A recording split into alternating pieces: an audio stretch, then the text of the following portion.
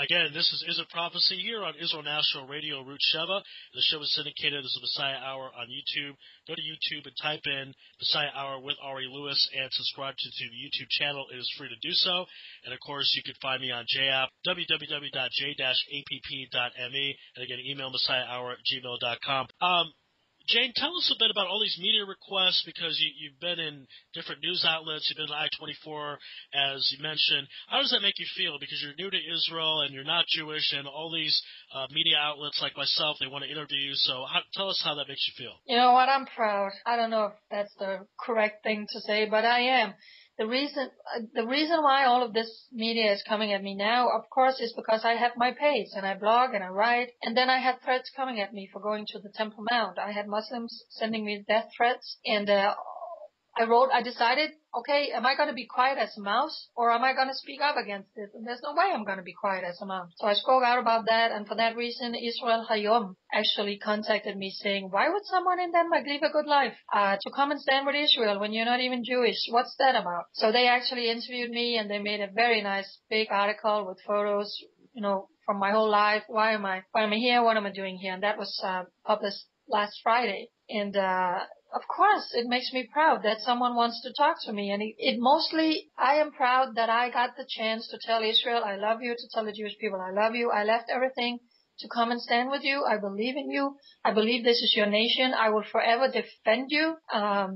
And let me just tell you, overnight, I got 200 likes on Israel One Nation. And now here, about a week later, I more than 800 likes, and I'm getting all these amazing, sweet emails from Jewish people, saying, thank you for really seeing this from our side, and thank you for really, standing with us. And it's just so touching. I got an email from a 17-year-old girl here in Jerusalem saying, this is the first letter I ever wrote in English. I'm not very good at English.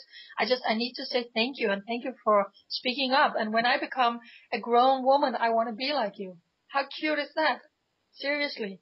But this is not about me. This is just about that someone that loves you wants to stand for you and be a voice for you in a world that is turning more and more against you. And how long have you been in Israel now? I remember the first time you came on the program, you were saying that you moved and that's it.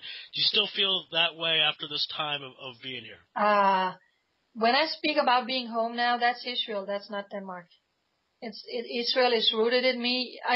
I believe in God, and I believe God has a destiny for each person. And if you allow that destiny to happen in your life and not go on your own way, I believe this was what I was supposed to do with my life, to come to Israel and to stand for Israel in this media world that's so biased, and to comfort my people. A lot of the things I do doesn't go on Israel One Nation because it's personal. It's meeting all these Jewish people that I can sit face to face and just say, you know what, I love you, I stand for you, I believe in you, and it's so rewarding. I can't explain it. I mean, you guys can be tough, but oh my God, you are amazing, and you have so much love in you, and you have so much strength in you, and I want to share that to the world. Israel is a blessing. Israel is beautiful. Israel is not just terror. There's so many wonderful things in this place that I also want to share to the world. Now, I want to go to a couple of things before. I want to talk a little more about what happened in Denmark, but I want to first go to David Bedin. He's been a guest on my show and a friend of mine, and I know that you attended one of his lectures regarding UNRWA, and you flat out said that you felt UNRWA is run by Hamas. Can you explain a little more about that? Oh, my goodness. He wrote a book, and there was a launching on that book yesterday, and he has made several videos where he's interviewing Arabs. And they showed a clip from that, from these schools, UNRWA schools. And we saw how this is Hamas teachers. They are funding this. They are deciding who are the teachers. They're choosing the teachers. And we saw all the lies and propagandas. They are teaching their kids that Israel doesn't exist. Israel, the Jewish people are just apes. And go kill them. And like I said, what do you want to be when you grow up? I want to be a martyr. So Hamas is completely running this. And for all these countries, for America and Sweden and all of these countries to fund this, it's beyond. I was shocked when I saw that. And I want to speak up about it. I want to write about it. And I'm grateful there's someone like David who reveals all of these things. It's horrible, horrible. And how can you And like they were saying yesterday, there will never be peace here when they are teaching their children to become the next fighter for Hamas. We saw kids in Hamas uniforms, 8, 10 years old, running around with guns, just teaching them how to shoot Jews. Are you kidding me? It's pretty crazy, and I want to stick with as far as people that want to shoot Jews in Israel. You wrote an interesting thing on your blog, Israel One Nation, on the Facebook page today, that apparently the Knesset found out the PA, the Palestinian Authority, paid no less than $150 million American to jail terrorists and their families. So that's kind of what we were talking about earlier, that it's not people acting alone, not terrorists acting alone. These are on the payroll, these terrorists. This is a very, very good job. I read an interview with a guy they arrested, and they're saying, "Why are you doing this?" And he was like, "Oh, I'm gonna get married, so go whack some Jews, and you would make good money, and then you're settled for life." How sick is that? They can justify killing Jewish people to make money. That, I'm sorry, this is proof of how evil and Islam and this whole religion is. They have no value of life. They celebrate death. And the Jewish people are worth nothing. Yeah, again, very crazy to think about, and that the Knesset discovered that. What would you do if you were in charge? Would you ban any money going to families of terrorism? How would you try to tackle the situation? Oh my gosh. Of course they should not be paid for that. That's absolutely pathetic. And you know what? What money is used for this? All the money that the world is giving to the so-called Palestinian. Why are they poor Palestinian? Because the money are going to Hamas, the Palestinian government. They are so corrupt. So this is what okay, let's just see it this way. They are poor Palestinians. So they know, okay, how am I supposed to make money? Go kill some Jews and then I get the money. Of course this should be cut off. The so-called Palestinian people are the people in the world who has received most in aid. You saw what happened in Gaza. They want to rebuild Gaza and they got I don't know how many billions. Nothing is going to be rebuilt in Gaza. It's all going to go to the terrorist organizations. And that's actually sad. So I think maybe sometimes there could be desperate Palestinians who don't know how to make a living, and then, okay, let's make money that way. And if that's the case, it's really sad. Again, this is a prophecy here on Israel National Radio, Root Sheva. The show is syndicated as the Messiah Hour on YouTube. Go to YouTube and type in Messiah Hour with Ari Lewis and subscribe to the YouTube channel. It is free to do so. And, of course, you can email me, messiahhour@gmail.com. And we're continuing the conversation with Jerusalem Jane of the Facebook group Israel One Nation. Now, I want to go back to the Denmark attack because there was some I don't know if the right word is interesting, but apparently a story says they may have found the suspects and that they may be minors. Is that correct? He was 22. And then they arrested some minors who was helping him plan this. That's what I read. That's all I know about it. I mean, the crazy to think that a 22-year-old, I mean, who at 22 would think about such a thing? I mean, at any age, but 22 in the United States, they're finishing college. In other places, they're finishing having kind of a youthful time in their existence, and this is a 22-year-old that wants to murder Jews. Well, actually, when I was on I-24 News, they asked me, because we were talking about, there's a pattern here of the people murdering in Europe, young Muslims not really settled in the country they are in, and why are they not settled? And I said, you know what? Every single person, young person in Denmark, my old country, has a right to go to school. Has a right to pick an education, to get an education and to get a job. And there are a lot of Muslims who has a good life in Denmark. And then there is all the people who don't want to. And that is probably because they are more religious and they don't believe in democracy, they don't believe in the Danish law, and they make their own communities. We have Hizb ut-Tahrir who wants to, we have areas in Copenhagen where they think they can completely disregard the Danish laws. We have areas where the police barely go into, like in France, because the Muslims are running this place with fears.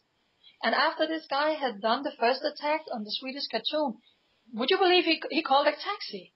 He runs from the place, he calls a taxi, and he goes, it's called Gellerupparken, which is one of the biggest ghettos where all the Muslims live, and he he's in there for several hours and they don't know what he's doing there. And then they lost him, and then he goes back and he does the attack at the synagogue. So there are, and again, this is just my beliefs, but there are Muslims who do not believe in democracy and who do not live by the rules in Denmark, so they just go do all these mayhem things. And they should. Yeah, go ahead. Well, I just want to say, as terrible as the attack is, I was very happy to see that there was a rally. There's 40,000 people that rallied to say no to terrorism. I think that's good. Do you think, though, that will be effective? Do you think that will continue in their fight against terrorism to say we're going to do what we can to make sure this doesn't happen again? I want to say this. Denmark is a beautiful country. The Danes are nice people. And I know this has shocked them. But again, I have to say, this was not just one Jewish person being killed. There was another Danish guy being killed, a famous movie maker. And then several police officers were shot. So you have to put all of this in consideration. And I was very happy when I saw 40,000 people coming together saying enough is enough. And one of the politicians was saying, Denmark used to be a safe country. We don't want to let the dark forces take over. We want to stand united, and we want to have the security back that used to be in Denmark. But so yeah, it makes me happy. And the Danish people, they did come together. And I did see someone saying, you know what, we don't want the Jewish people to leave. We don't want them here. They are part of us. So. Yeah. But it seems, Jane, that you think that it's possible they had such a big number, not because there was a Jewish man killed, but because there were police officers killed and a famous person. That's what you're saying. Yeah, that's kind of what I'm hinting without really daring to say it. And please don't get me wrong, because and I'm you can see my finger quoting saying, if it was only a Jewish guy, I still believe there would have been something, but not at that magnitude. But I don't want to take it away, because I thought it was absolutely amazing. But it was because there were several people, also the police officers and stuff. Yeah. I'm sorry to say, but I think. Hey, we have you on because of your honesty. What can we say? Again, this is a prophecy here on Israel National Radio, and speak with Jerusalem Jane. Now, let's talk about the retirement of Lieutenant Benny Gantz, who he's finishing his term as IDF Chief of Staff. Tell us what you think about his work and all the sacrifices he's made for Israel. I think he's been a good commander. I think that he you know what, I used to say Benjamin Netanyahu has the toughest job in the world. I think Obama he has, but I think the Prime Minister of Israel has. I can only imagine Benny Gantz is quite up close to that. He has been in charge of the forces here in Israel, the one nation that everybody wants to tell what to do, and who are completely surrounded by Arab countries who wants to wipe you off the face of the earth. So I actually think that he has done a good job. I think he has done a good job. I think he has been strong. I think he has had to make some pretty tough decisions. Look what has happened in this nation during the time that he has been in charge. The wars and going into Gaza several times. So I think he will be missed. I don't know much about the new one, but I hope he's the right one. But I salute Benny Gantz for a job well done. And in addition to his 4-year term as chief of the IDF forces, served 38 years in total in the military. And I was told by a member of the IDF he still can do the physical exercises that 20-year-olds could do. He could still crawl on his back and do all that stuff. So clearly an amazing man. Now, you posted something interesting on Israel One Nation regarding Prime Minister Benjamin Netanyahu's residence. Can you tell us, our audience, a little bit about that? There was a journalist here in Israel who made a documentary, or he was invited to go see their house, to go see their place, and Sarah was showing him around, and I just thought it was interesting because I'm still waiting for my invitation to go and have tea in that place. And I haven't done that yet, so it was just interesting to see where they live. And I know there's a lot of talks going on right now about their budget and all the money things that's coming against the Netanyahus right now. And have actually written a blog about that. I'm going to publish later because I think we need to stand by the first family of this country. I think they are doing a good job, and of course they have a budget that's beyond what everybody else has.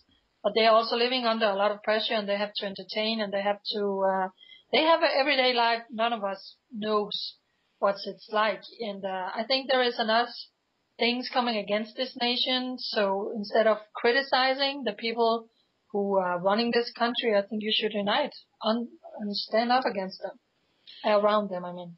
Now, so you're of the opinion that a lot of people make a big deal of the Prime Minister's finances, the 10,000 shekels on ice cream, all this kind of stuff, but you seem to think that his residence, it's not so lavish. It's not like the White House of the United States or something that's abnormal, that he's a prime minister, he has to have a certain amount of luxury, he has to have people over, etc. You don't think that his house is anything abnormal? Well, I can't say that I know all the details about this because I don't.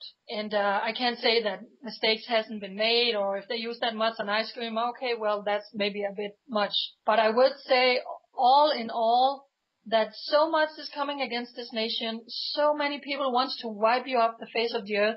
So to put that much attention and attack on the prime minister, and especially as his wife, I don't see why people would do that. I would support them. I would unite them. And I think all the things coming at Sarah. Does anybody know what it's like to be her? Does anybody walk in her shoes? What makes her happy? What makes her cry? She's a human being like you and me. And she's married to the leader of the free world. Nobody knows what kind of a pressure that is. So I really think Benjamin Netanyahu is the chosen leader of this country. You may not agree on everything he's doing, but he is your prime minister. Support him. Stand with him. Yeah, I really want to say that. And if some of the things they are doing is a bit too much money, okay, well, is it so bad? Yeah, I mean, it's a very interesting topic, and it's something that a lot of Israelis feel very passionate about, so it's good that we discussed it so much on the program. Now, you also had an interesting story on Israel One Nation where you're taking the bus back from Tel Aviv and you bump into someone in the military. Can you tell the audience a bit about that? Yeah, that was actually going back to the I-24 news. I was taking the bus back. I wasn't sure if it was the right one. So there's this young guy in front of me, and I said, "I'm sorry, is this the bus back home to Jerusalem?" And he was like, "Home to Jerusalem?" I said, "Yeah, I'm Danish. I live here. I'm a supporter of Israel." Really? So when we walk into the bus, he said, "Can we sit? I want to talk more." And I said, "Fine." And he was this young lieutenant from the Air Force. So of course I just got it because he was like, "What did you do in Tel Aviv?" And I said, "I was just on TV." And he was like, so I got a chance. And this is what I'm talking about when I said earlier that one of the reasons why I think I'm here is also all these, and I actually call them divine appointments for the person and for me. I came here to talk to the Jewish people, to tell why I stand with you, why I love you, why I'm doing what I'm doing. And all of a sudden I'm sitting with this young guy. He was 22, 23, I think, a lieutenant in the Air Force. I'm just telling him I left everything because I love you and your people and your nation. And he had all these questions about me, and it was really, really interesting. And I started asking about him. And of course, when it comes to your defense forces, they can't share what they're doing for security reasons, and I absolutely accept that. But he just started telling me about how he loves to be. He actually wanted to go into intelligence, and then he didn't get that, and then he got into the Air Force. And you know what he told me? I think that was the right thing, because every day when I wake up, I am happy to go to work. I love my work. I love serving the Israeli Air Forces. I love the people I'm working with, so I'm actually happy every single day. And it was an honor for him to serve his nation. Yes, there are hard times.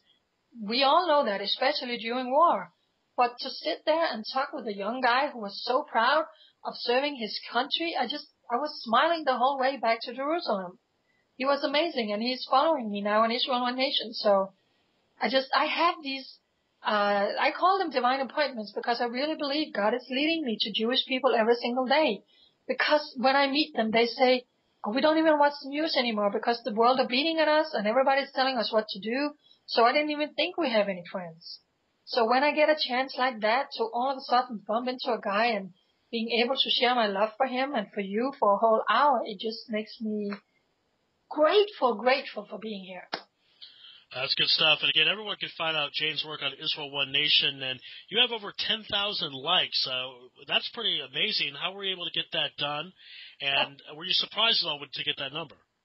Yeah, I'm very surprised. You know what? This started I made Israel One Nation in 2011 when Abu Mazen, a well-known terrorist, went in front of the United Nations saying, we want Palestine recognized as a state. And I was like, Palestine? There's nothing called Palestine. And something inside of me was like, okay, I need really to do something. So I made this page, not knowing what I was doing, but I just started sharing pictures from Israel and what does the Bible say about this nation and the promises to Isaac and Jacob and all the descendants. And it just started to grow and grow and grow. And then I realized the more personal I made this page, the more people who joined. Because I started realizing I have things to say. There are things on my heart I want to say. I want to speak up for Israel. I want to come against this completely pathetic lie called Palestine. If you recognize Palestine, it means you have to steal land from the Jewish people that was made to them in a covenant by God. So I started speaking up about all of these things, and it just kind of grow and grow and grow and grow. And yes, because of the Israel Hayom article, there was 700 people within less than a week. So I hit the 10,000 mark, and now I'm almost to 10,800. It's amazing. I'm so humbled by this. The people that are liking my page are a mix of a lot of Jewish people coming lately, which I love because I actually want to make it for them, but also all the supporters. Israel do have so many wonderful friends around the world. And of course they find my page because they love Israel, and this is a page to support Israel. All right. So it's a good mix, yeah. All right, and everyone can find out about that page. Just go to Israel One Nation on Facebook. You type that in, and you'll see all of Jane's postings. She posts a lot during the day, things going on in Israel and her own personal experiences. And there's also links to different things she's been in, Israel Hayom, I-24, and this particular program. That link will be on there as well if you want to catch the rerun of this. And Jane, thank you for being on the program as always. Thank you. It's good to have you back. We'll have you on again. And thank you, everyone, for listening. Of course, this is It Prophecy here on Israel National Radio, Root Sheva. And the show is syndicated as the Messiah Hour on YouTube. You can go to YouTube and type in Messiah Hour with Ari Lewis and subscribe to the YouTube channel. It is free to do so. And I'm also on JApp. That's www.j-app.me. Or you can download that from iTunes, Google Play stores. It's a Jewish application that has classes of rabbis and historians, as well as episodes of this program, so go ahead and check that out. And if you want to make a financial contribution to this program, you can do so through my PayPal account, israelsportsradio@yahoo.com. And if you have any questions, comments, concerns, or different show topics or different people you want me to interview in the future, email me at messiahhour@gmail.com, and we'll try to make that happen. Again, thanks to my guest, Jerusalem Jane Kiel, for being on the program today. Thank you for listening. This is It Prophecy here on IsraelNationalRadio.com.